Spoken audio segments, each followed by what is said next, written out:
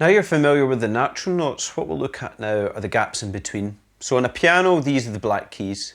We've looked at learning where the white keys of the piano are on the guitar, the natural notes. Now we're going to look at the bits in between, and that's the sharps and the flats.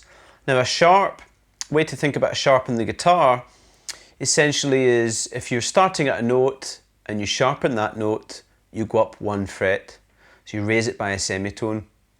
If you flatten a note on the guitar, you start at a particular note, you go back a fret. Now when I mean back a fret, I mean going down the neck this way. And this is going up the neck if you're sharpening the notes. Now, if we combine the natural notes with all the bits in between, we have what's, as I mentioned last time, something called the chromatic scale.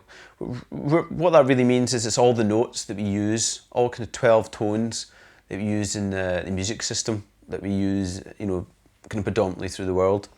So if we take our A string again, so remember we had our open A, and then our B was here. Now what I'm going to do is we'll look, if we're going up the neck this way, starting from the open A string, I'm going to be sharpening a note each time. And if we go back down the way, we'll be flattening a note. So if I start with the open A string, the first gap is in between that A and B. So I'll be taking A, sharpening it by 1 fret to that note there, which is A sharp. Okay, so that's A to A sharp. Then if I was to go up 1 more, we'd be back at B again.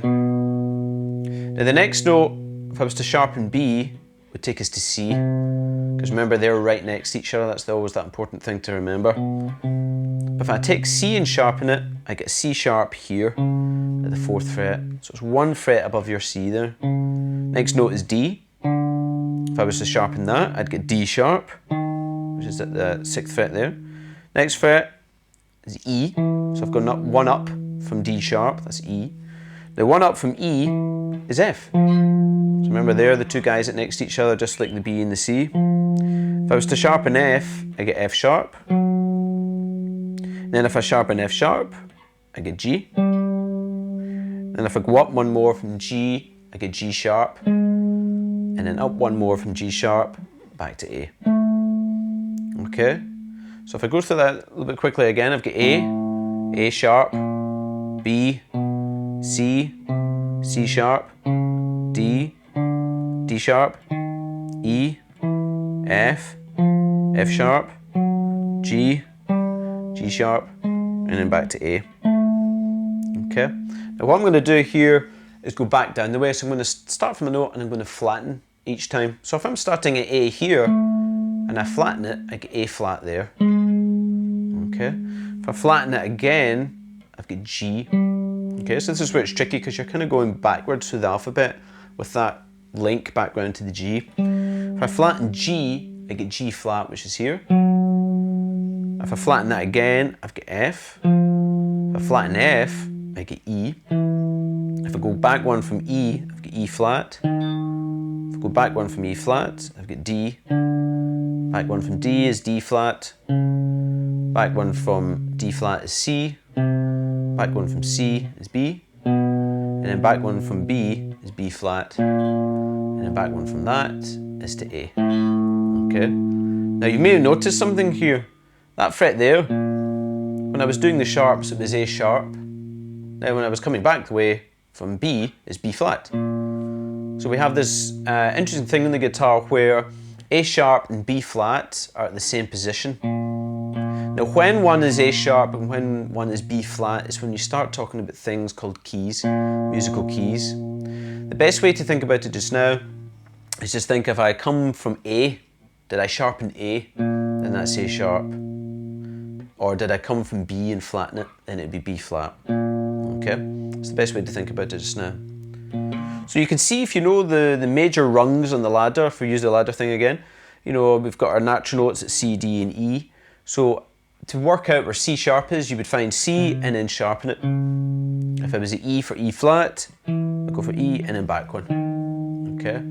And once again, there's exercises there in the handouts that come with the lesson that just ask you to, write on a particular note on the fingerboard.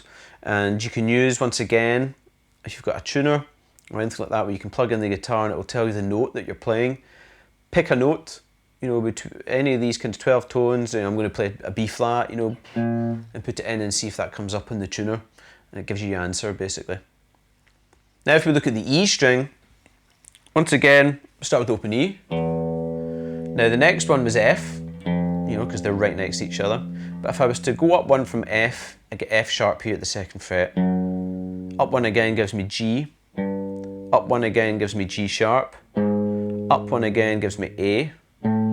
Up one again from A gives me A sharp. One above A sharp is B. One above B is C, because they're right next to each other.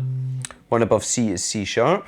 Next one above C sharp is D. Next one above D is D sharp. And then finally, one above D sharp is E again. And we're back at the start. Now if I go back the way, so I'm going to be flattening each time now. I start at E. I flatten that, it gives me E flat. Flatten that, I'm at D. I flatten that, I've got D flat. I flatten that, I've got C. Of course, B and C are right next to each other, so when I flatten C, I've got B. Then B flat is one behind that, 6th fret. Then I've got A. I flatten that to A flat. I flatten that again to G. Flatten that to G flat. And then one before G flat is F. And then that one before F is the open E string. Okay? So, you know, make sure you know the natural notes, the main rungs in the ladder before kind of looking at these gaps. Now what is said you'll find, when you know the notes in these two strings, it's really, really helpful for playing your power chords and scales and things like that. For example, you may see a power chord written down in a book or whatever, it says B5. I can play a B5 here, because I'm looking for B on the A string, which is there. I could also play it here, because that's my B in the E string. But it's also the same if I needed to play like a particular scale, like a B pentatonic minor, I would look for that B there. Because that's my root note for that scale, that's the naming note of the scale. So it's essential really to know the notes, especially in these two strings. Now the good thing about knowing all the notes in this E string here, this is also an E string up the top. So if actually, once you learn the notes on these two strings, you know, these are two E's, so you know that string as well, you've actually learned 50% of the notes in the fingerboard when you've looked at these three strings, if you've got a 6-string guitar, of course.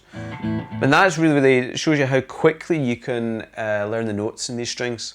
It's not totally essential for creating music. We maybe think more in terms of patterns or intervals and things when we're playing the guitar versus classical instruments like pianos and violins and things like that, where their medium, the actual music notation, you have to know where the notes are to correspond to the dots on the page. Obviously we have tablature and other things with the guitar, because it's very difficult to you know, read music on the guitar because I have multiple places for playing the same note. You've probably already seen that. If I'm playing, you know, B again here, I could play that exact same pitch here. You know, and that's one of the things about stringed instruments, especially the guitar, where you've got multiple places for playing the note. But have a work on it, as I said, the exercise sheets are there, and without much time at all, you'll know all the notes on these A and A strings, and that's really, really important for stuff in the future.